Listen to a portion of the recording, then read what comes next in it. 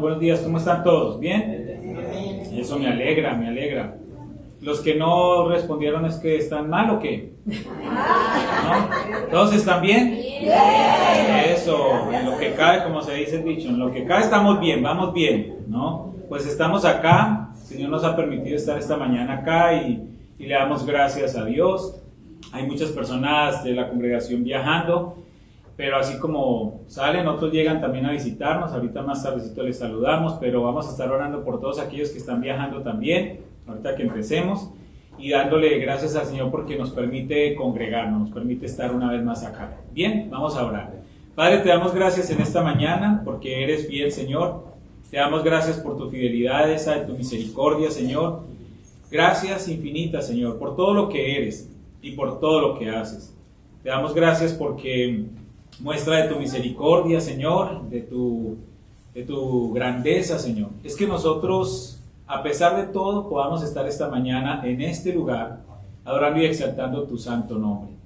Y por eso aprovechamos este momento de compartir como hermanos, como familia, gozando de tantos privilegios.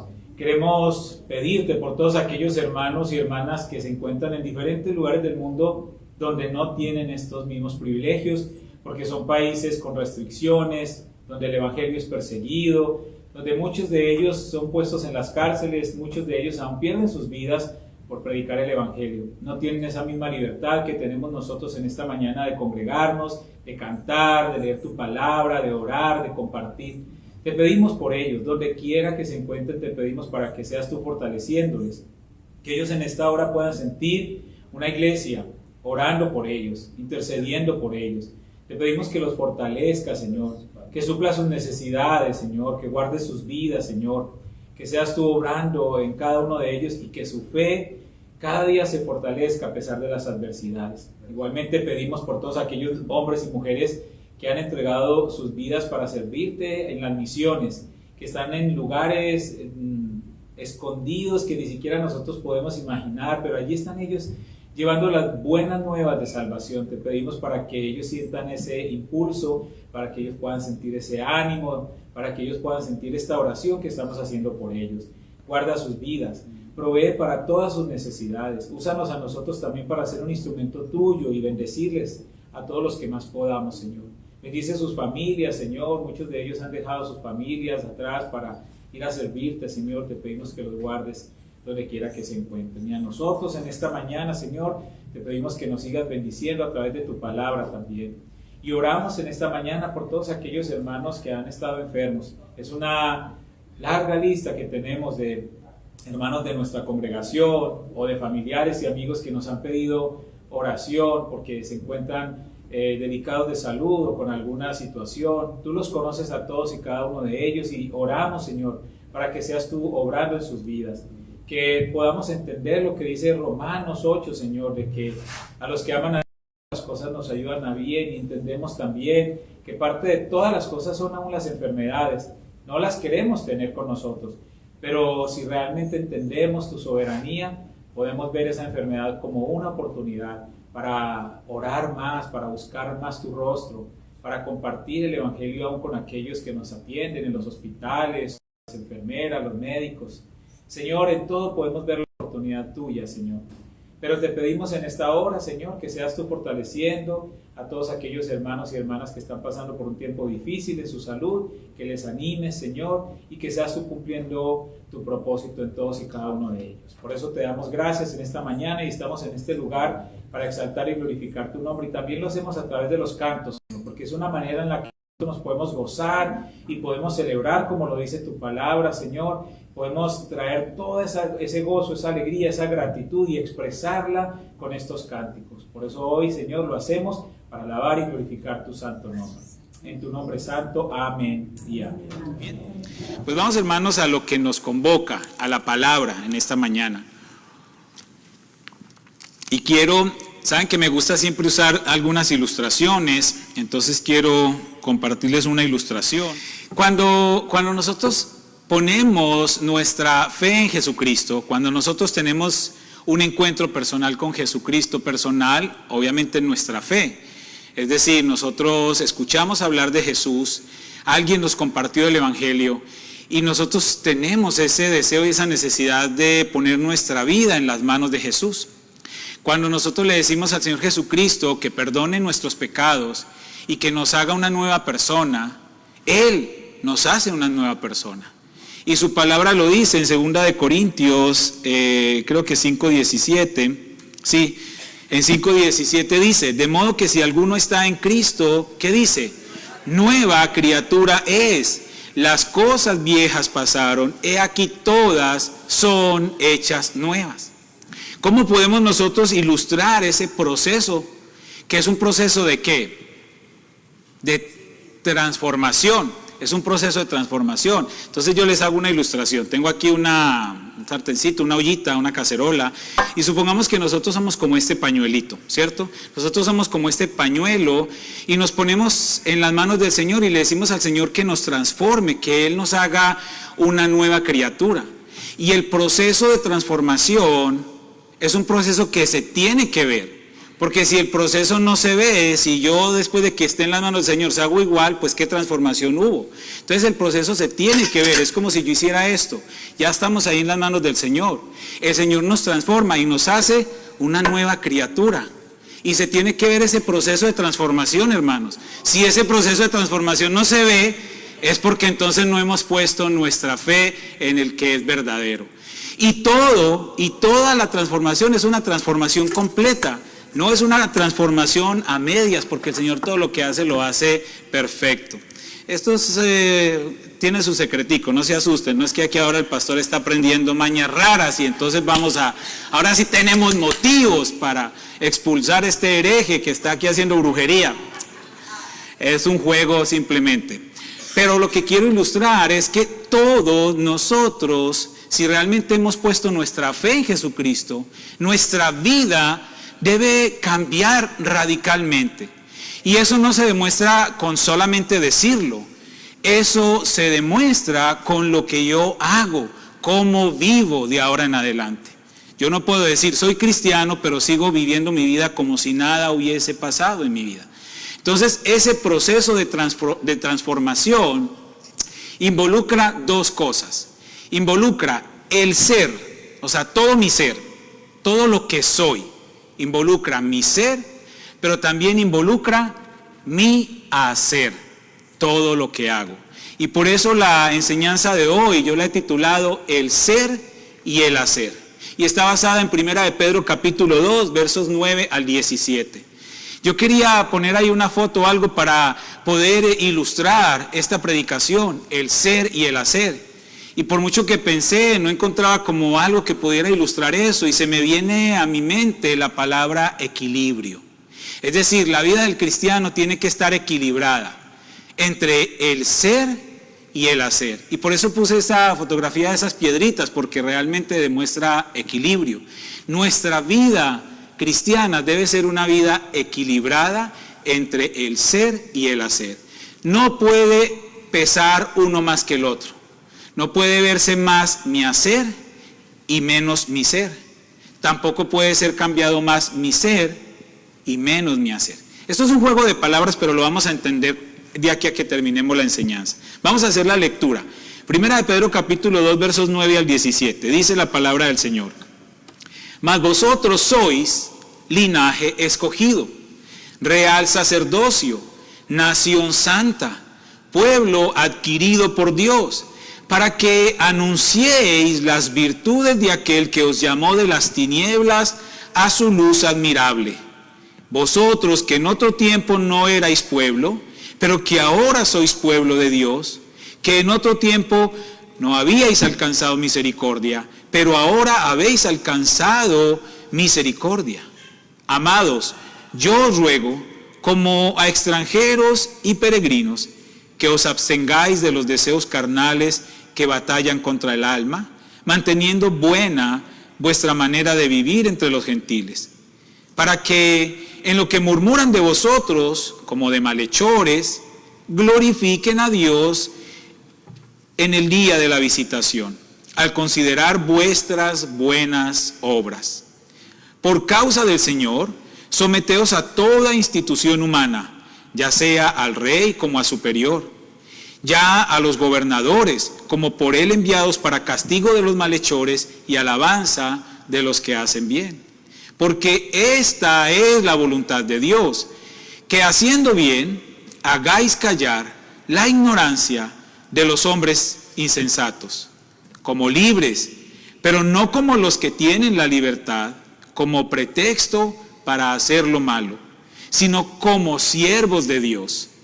Honrad a todos, amad a los hermanos, temed a Dios, honrad al Rey. En la vida cristiana, entonces, nosotros debemos ser transformados completamente. Tenemos que ser transformados completamente, de adentro hacia afuera. La transformación tiene que ser completa y tenemos la necesidad y la obligación de tener cambios visibles, tanto en nuestro ser como en nuestro hacer. Cambios visibles. Y según esta porción que leímos esta mañana de Primera de Pedro, el creyente, o sea, usted y yo, tenemos una nueva identidad, cambiando de esa manera nuestro ser. Pero también tenemos una nueva vida, cambiando nuestro hacer. ¿Sí? Entonces, cuando estamos hablando del ser, hay 4 cosas importantes que me gustaría destacar en estos versículos de Segunda de Pedro. Leamos ahí el versículo 9, comienza diciendo: mas vosotros sois linaje escogido, real sacerdocio, nación santa, pueblo adquirido por Dios. Hay 4 calificativos ahí, 4 descripciones de lo que es nuestro ser como hijos de Dios, como pueblo de Dios. Exacto, hablando de nuestra identidad. Está hablando del linaje escogido.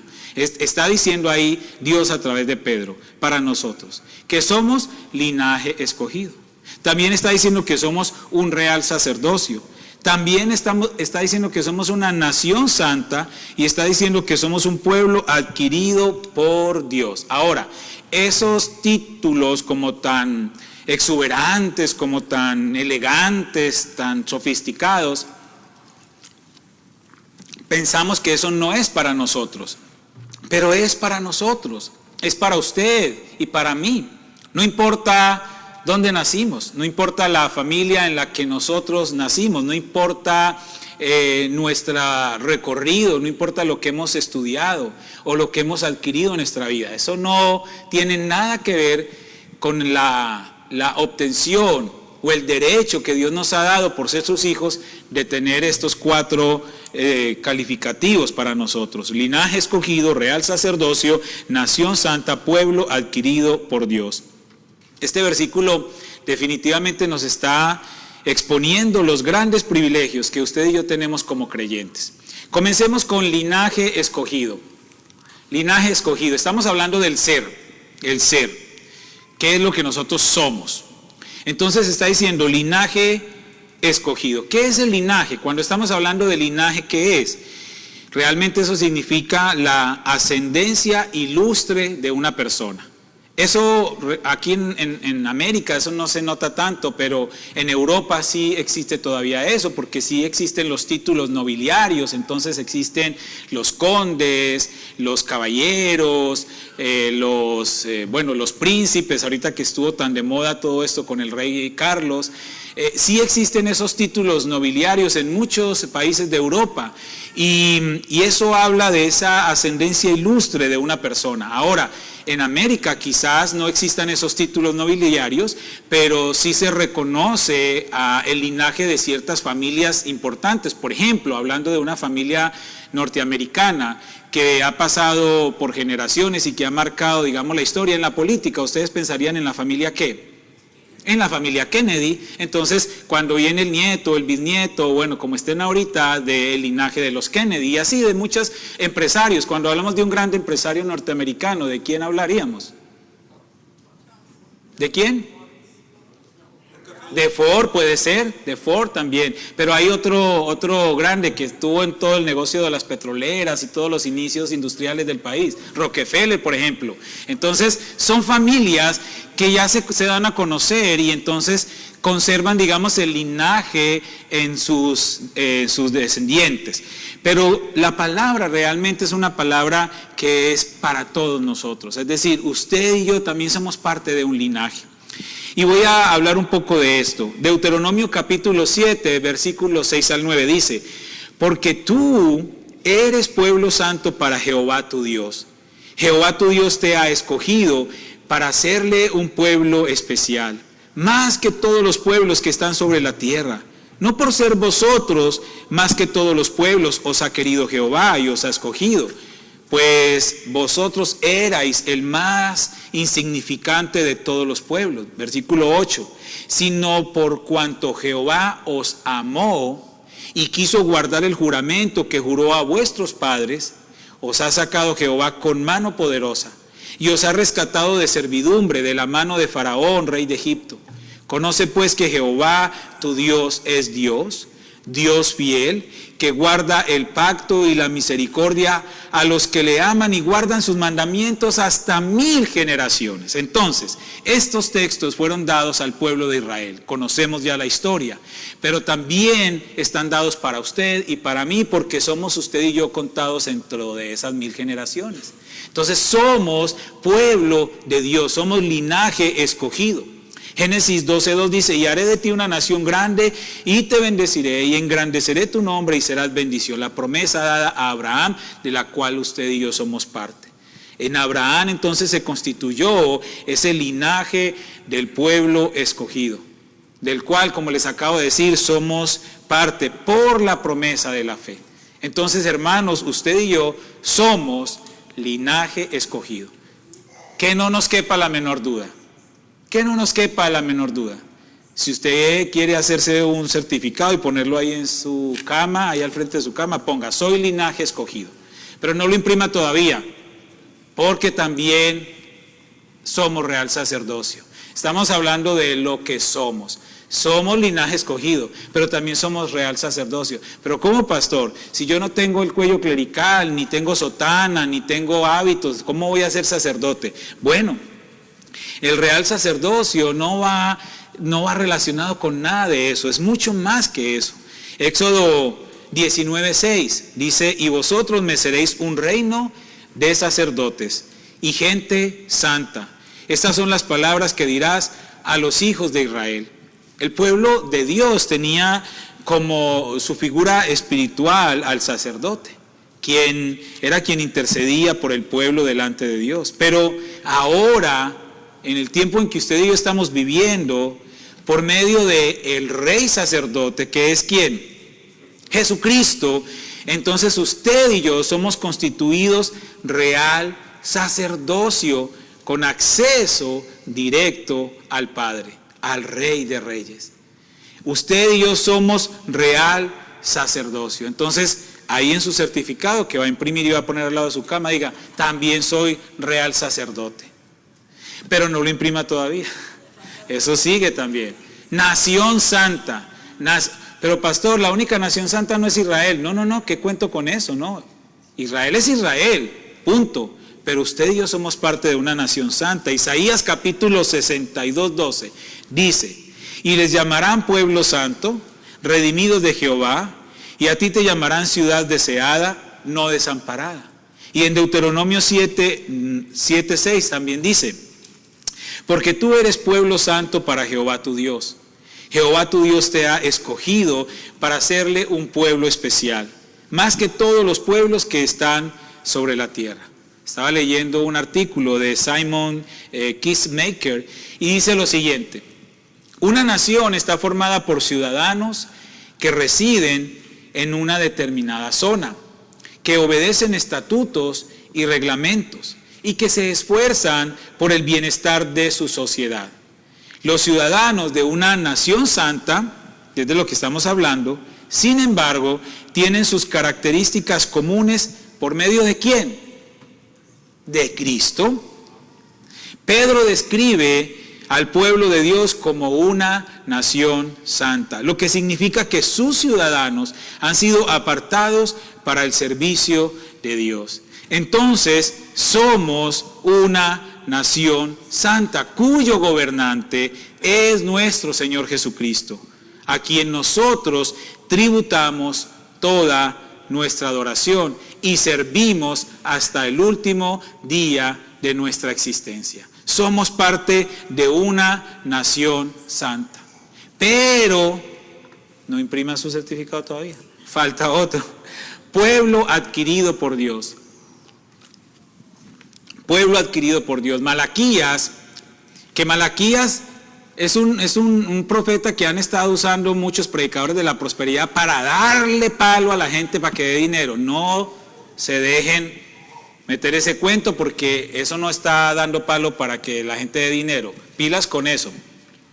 Malaquías habla de muchas otras cosas y tiene una exhortación al pueblo, sí, pero también al liderazgo. Pero vamos a leer algo particular de lo que estamos hablando hoy, pueblo adquirido por Dios. Malaquías 3:17 dice: y serán para mí especial tesoro, ha dicho Jehová de los ejércitos, en el día en que yo actúe, y los perdonaré como el hombre que perdona a su hijo que le sirve. Nosotros que somos, según lo que está diciendo Malaquías, especial tesoro para Dios. Hechos, aquí en el Nuevo Testamento, capítulo 20, versículo 28, dice: por tanto, mirad por vosotros y por todo el rebaño en que el Espíritu Santo os ha puesto por obispos, para apacentar la iglesia del Señor, la cual Él ganó por su propia sangre. Ya nos está hablando a nosotros, la iglesia. Él ha ganado la iglesia por su propia sangre. Entonces nos estamos acercando a esta descripción de adquiridos por Dios. Y en Tito, también en el Nuevo Testamento, capítulo 2, verso 14, dice: quien se dio a sí mismo por nosotros para redimirnos de toda iniquidad y purificar para sí un pueblo propio, celoso de buenas obras. Entonces nosotros, la iglesia, somos un pueblo adquirido por precio de sangre, por el sacrificio de Jesucristo. Ese fue el pago por cada uno de nosotros, que somos entonces su pueblo adquirido.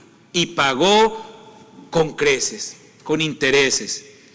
Ahora, es claro en esta primera parte del versículo 9 la descripción de nuestro ser, de lo que somos. Y esto nos está mostrando solamente, nos está dando una indicación de ese valor tan grande que somos delante de Dios. De ese valor tan grande que nosotros tenemos delante del Creador. Así como nosotros recibimos estos honores, ahora sí imprima el certificado completo y póngalo ahí al lado de su cama. Así como recibimos estos honores, nuestro ser es cambiado y exaltado por estos 4 puntos, pero también nosotros debemos cambiar nuestro hacer. ¿Por qué? Porque el hacer demuestra nuestro nuevo ser.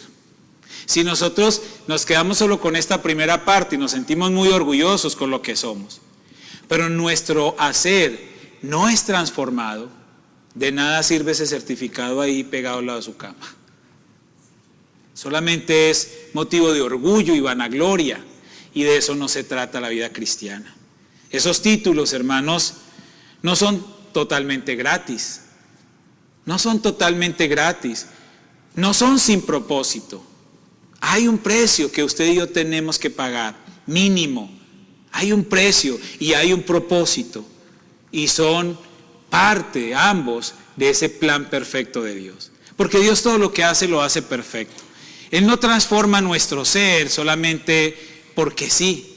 Él transforma nuestro ser para que ese plan perfecto de Dios se lleve a cabo.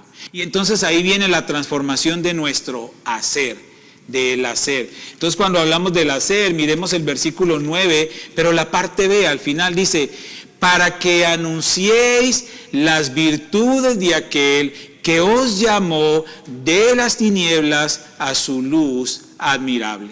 Entonces, cuando estamos hablando de el hacer, ahí no le cambié, pero es el hacer, es para eso, para que nosotros anunciemos las virtudes de aquel que os llamó de las tinieblas a su luz admirable. Isaías 43, 21.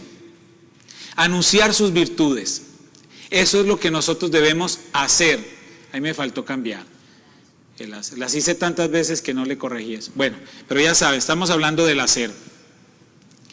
Isaías 43, 21, volvamos al texto. Dice, este pueblo he creado para mí, mis alabanzas publicará.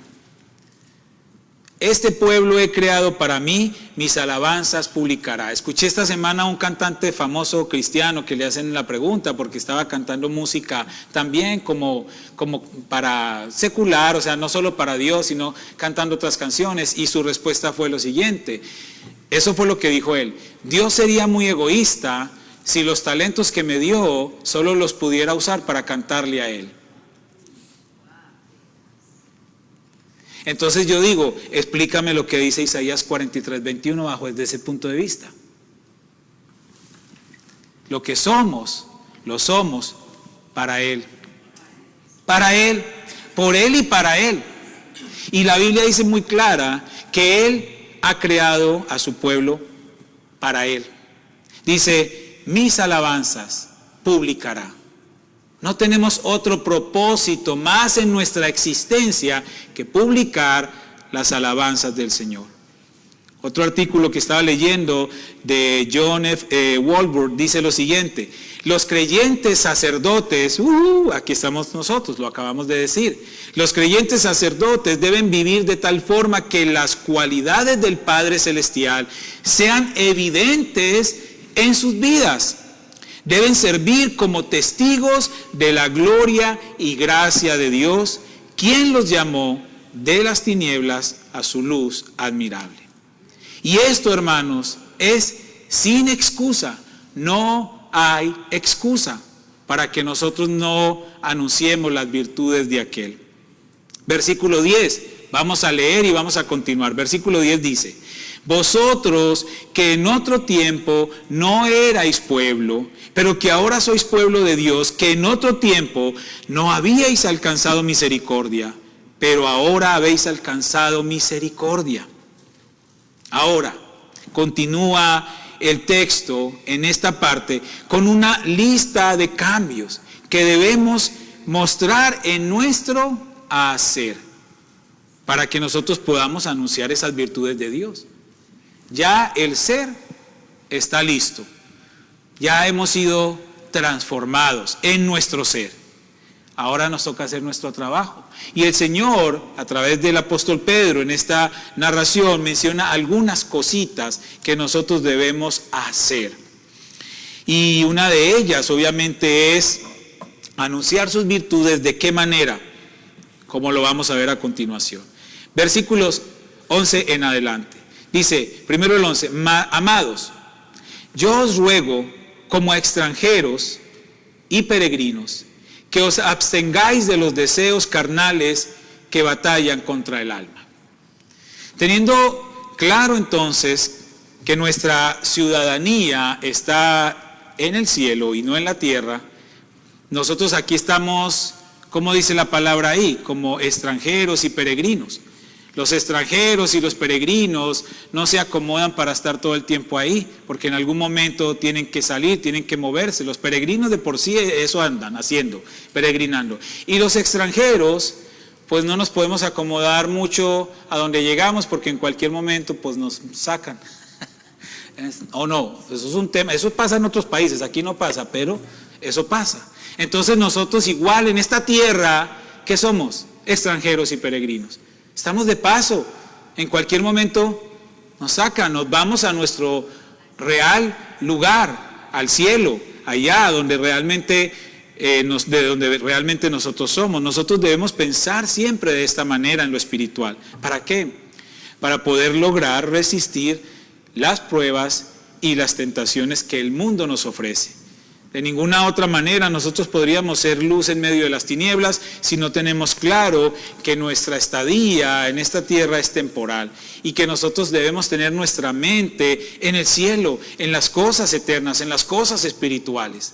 Eso nos ayudará a anunciar las virtudes de aquel y abstenernos en este caminar, en este transitar, de mezclarnos o de dejarnos arrastrar o de detenernos en nuestra misión, en nuestro propósito. Mateo 5:14 dice: vosotros sois la luz del mundo. Una ciudad asentada sobre un monte no se puede esconder. Tenemos que brillar, no nos podemos camuflar, no nos podemos esconder en medio de lo que la sociedad nos está diciendo que seamos y que hagamos, porque nuestro ser y nuestro hacer está directamente alineado con los propósitos eternos de Dios, en los cielos, en lo espiritual, en lo eterno. Primer punto, seguimos, versículo 12. Manteniendo buena vuestra manera de vivir entre los gentiles, para que en lo que murmuran de vosotros como de malhechores, glorifiquen a Dios en el día de la visitación, al considerar vuestras buenas obras. Nosotros los cristianos siempre somos muy observados, ¿no? Y por supuesto que el centro del hacer, es decir, cuando nosotros estamos hablando del hacer, lo más esencial, lo más central es nuestro buen testimonio. Es nuestro buen testimonio. Todo esto les estoy diciendo porque es la manera correcta. Los cambios que tenemos que hacer para anunciar las virtudes de aquel y que sea escuchada nuestra voz. Si no hacemos esos cambios, nuestra voz no será escuchada. Entonces, uno de los puntos importantes que reflejan nuestro hacer es nuestro buen testimonio. Todo lo que nosotros decimos, todo lo que nosotros hacemos, incluso hasta lo que pensamos, está todo el tiempo siendo evaluado por todos a nuestro alrededor. Por todos. Cuando decimos, no, yo soy cristiano, yo leo la Biblia, automáticamente se enciende en las otras personas un detector de cualquier cosa negativa, para estar señalando todo lo negativo que uno pueda hacer. No sé si a usted les ha pasado en su familia, en su trabajo, con sus vecinos, ¿sí? Cualquier actitud que usted tenga impulsiva, que en algún momento usted se molestó, se enojó, dijo algo inconveniente, de una vez sueltan la famosa frase esta: ¿y no que eres cristiano? Entonces usted y yo estamos todo el tiempo siendo evaluados por todos a nuestro alrededor. Entonces aquí nuestra responsabilidad es una responsabilidad mayor. ¿Por qué? Porque ahora nosotros somos seguidores de Cristo y estamos obligados a responder cómo actuaría un seguidor de Jesucristo. Santiago capítulo 3 versículo 13 dice: ¿quién es sabio y entendido entre vosotros?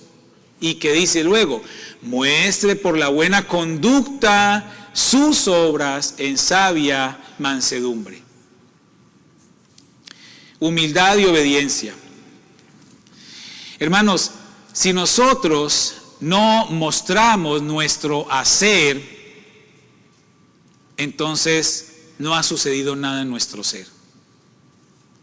La manera en cómo nosotros nos comportamos cuando decimos que somos cristianos refleja esa transformación que ha hecho el Espíritu Santo en nuestras vidas por el sacrificio de Cristo. Y yo les he dicho, no es solamente en cosas muy grandes que digan, no, esta persona mire cómo ora de bastante, esta persona cómo se sabe la Biblia de memoria, esta persona no sale de la iglesia, vive allá metido, cómo da dinero a la iglesia, qué buen generoso. Hermano, eso es lo de menos. Realmente donde nosotros estamos demostrando nuestro buen testimonio y nuestro hacer es en cosas pequeñas.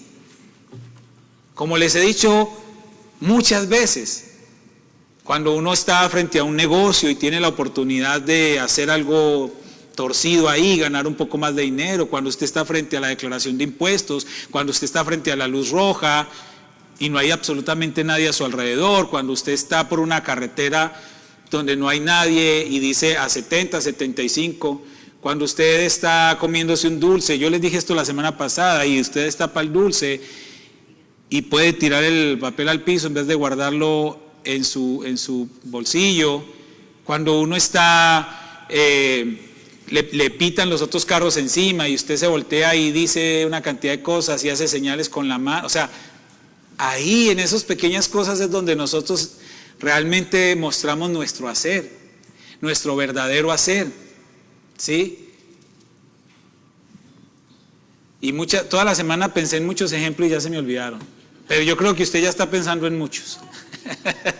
Entonces, hermanos, que Dios nos ayude porque es un trabajo constante. Es un trabajo constante. Valga la redundancia, trabajar en nuestro hacer. Eso no acaba hasta el día en que morimos. Seguimos trabajando en nuestro hacer, pero no debemos detenernos. Cada día tenemos que ir siendo transformados cada día y cambiar, tener esos cambios visibles en nuestra manera de comportarnos. Seguimos leyendo, versículo 13 dice: por causa del Señor, someteos a toda institución humana, ya sea al rey como a superior, ya a los gobernadores como por él enviados para castigo de los malhechores y alabanza de los que hacen bien. Otra vez, humildad y obediencia. Estas dos son grandes características de nuestro Señor Jesucristo. Él modeló perfectamente humildad y obediencia. Y usted y yo, si somos seguidores de Cristo, entonces debemos ser imitadores de Él. Y la obediencia a las autoridades es parte de eso también. Es parte de eso también.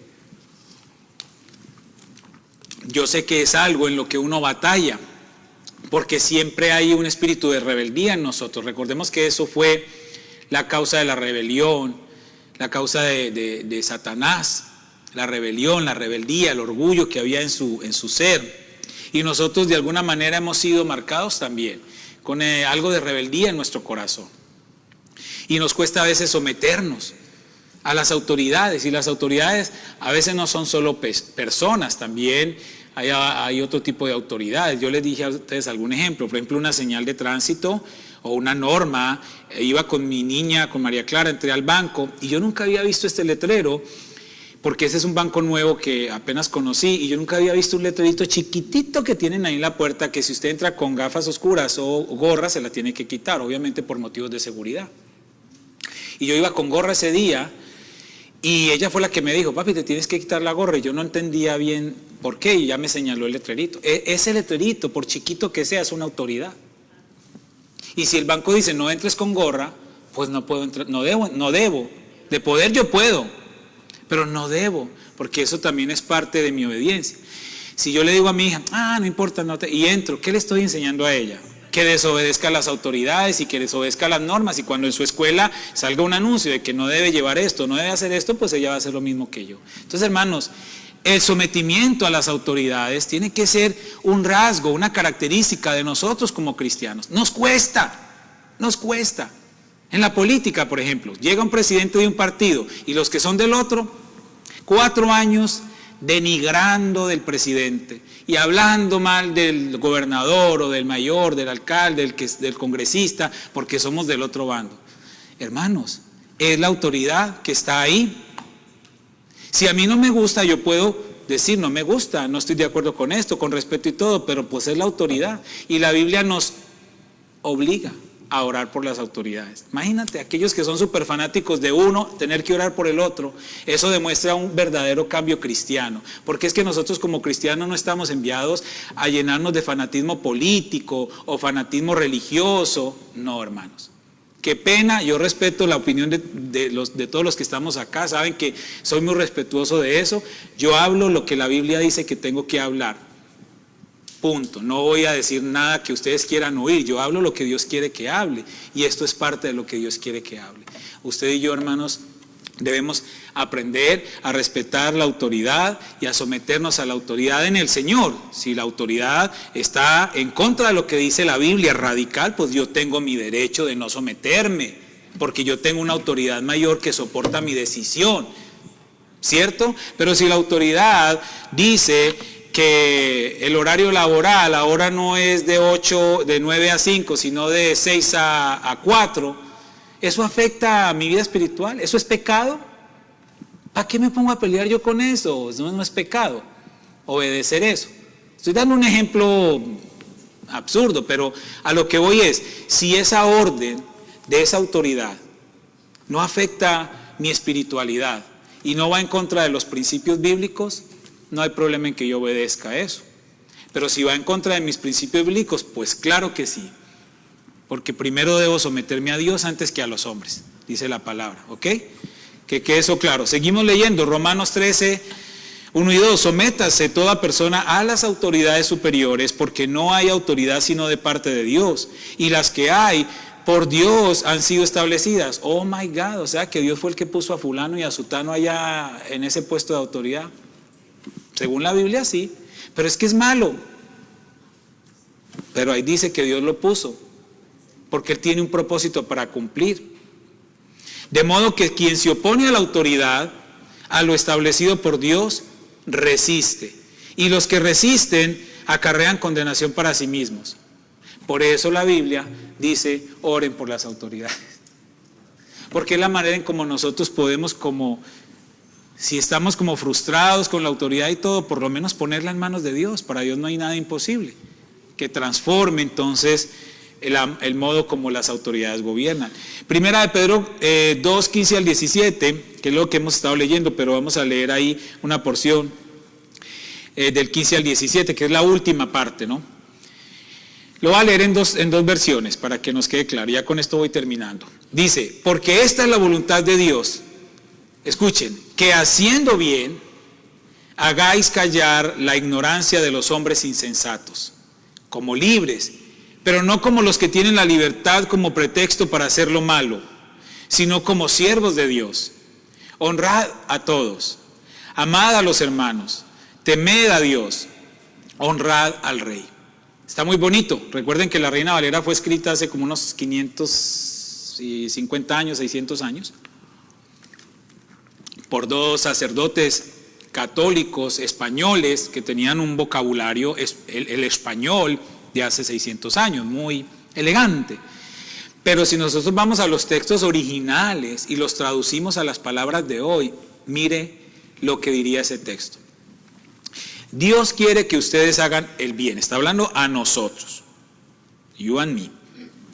Dios quiere que ustedes hagan el bien, para que la gente ignorante y tonta no tenga nada que decir en contra de ustedes.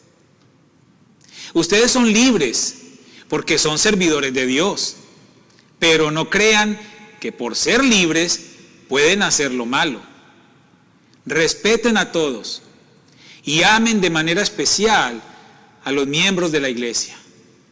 Honren a Dios y respeten al emperador romano. Esto fue escrito por el apóstol Pedro en la época, y por eso habla del emperador romano, pero nosotros lo traducimos hoy y está hablando de nuestra autoridad, comenzando por nuestros padres, por nuestros maestros, si usted es cristiano, por los pastores o los líderes, y si usted es ciudadano o residente en un país como este, pues por las autoridades. Entonces, hermanos, esto es solo una muestra de los cambios que deben suceder en nuestro hacer. ¿Y tiene sentido o no tiene sentido?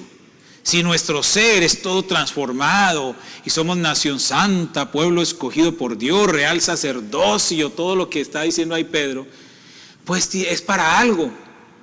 Es para algo, para que nosotros podamos anunciar las virtudes de aquel que nos llamó de las tinieblas a su luz admirable. Pero mi voz no va a ser escuchada si mi hacer, si mi actuar no es diferente.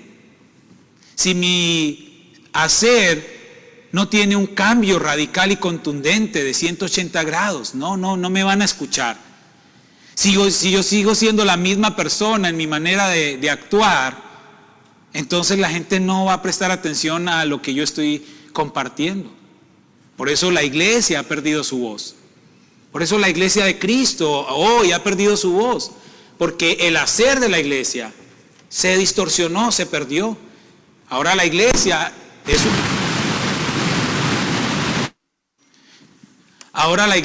un club social donde la gente...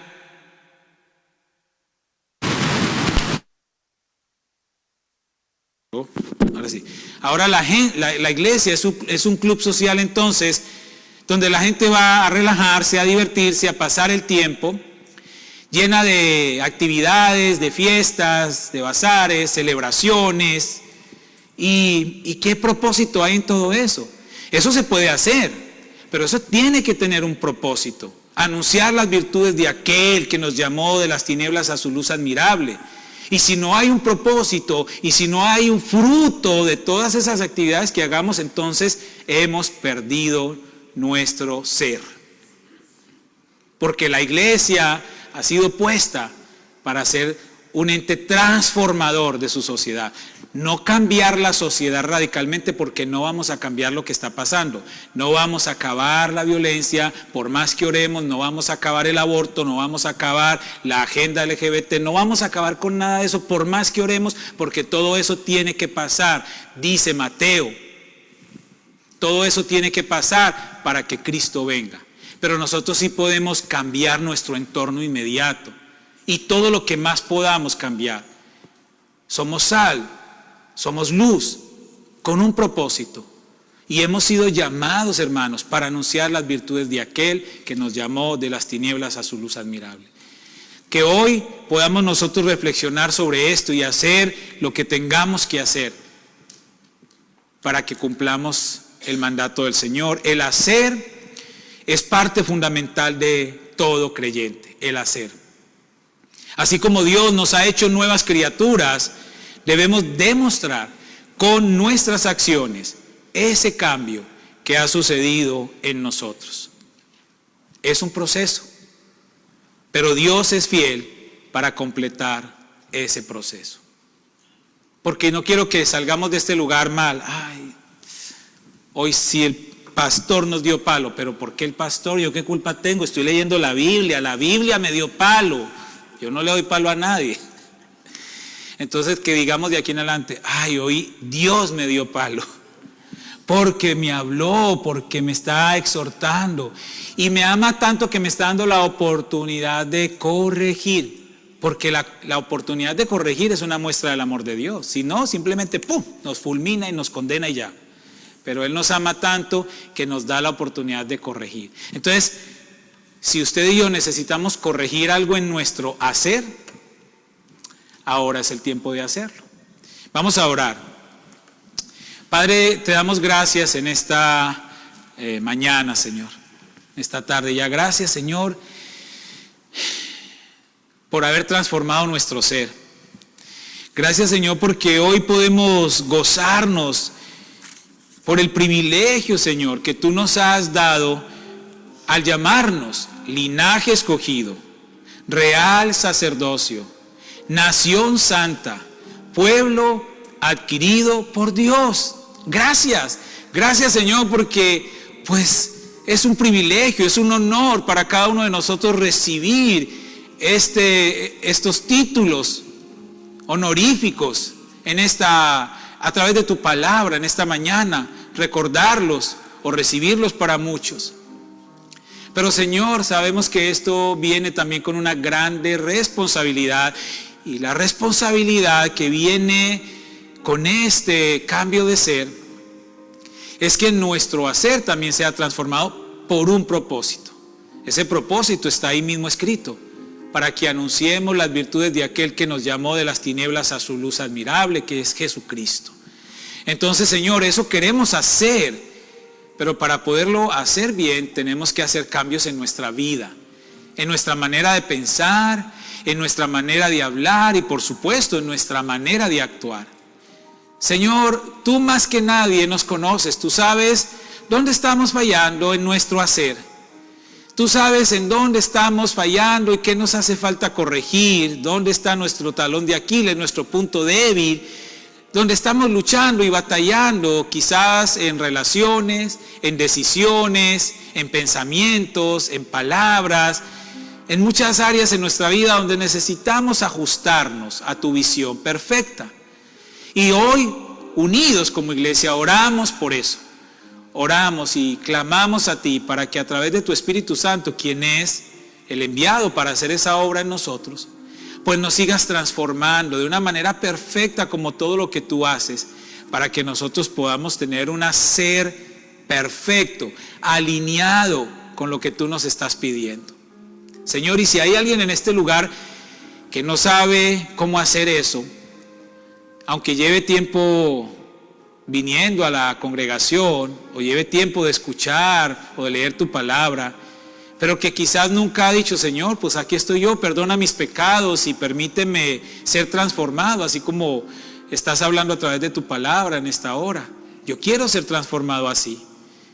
Yo quiero que allí donde tú estás puedas pedirle al Señor, en tus propias palabras, dile, Señor, yo quiero ser transformado, yo quiero que perdones mis pecados, que perdones mi mala manera de vivir hasta hoy y que me transformes, que me ayudes a ser esa nueva criatura, que esa transformación se pueda ver, que no solamente la vea yo, sino que la vea mi familia, mis amigos, mis compañeros de trabajo, mis vecinos, y que las personas puedan ver lo que tú haces en mi vida y que ellos quieran saber el por qué me está sucediendo esto, y entonces ahí yo tengo esa gran oportunidad de anunciar las virtudes de aquel que me llamó de las tinieblas a su luz admirable. Yo te pido que bendigas a cada uno de mis hermanos aquí presentes que tienen ese deseo en su corazón, para que nos ayudes a todos en ese proceso, Padre. Y por eso hoy te damos gracias. Te damos gracias en el santo nombre de Cristo Jesús. Amén y amén. Hermanos, Dios me los bendiga. Muchas gracias a todos. Los que van a estar en la sesión de negocios pueden permanecer allí en su asiento unos minutos más para contar, y esperamos que los hermanos del servicio de inglés terminen de llegar también.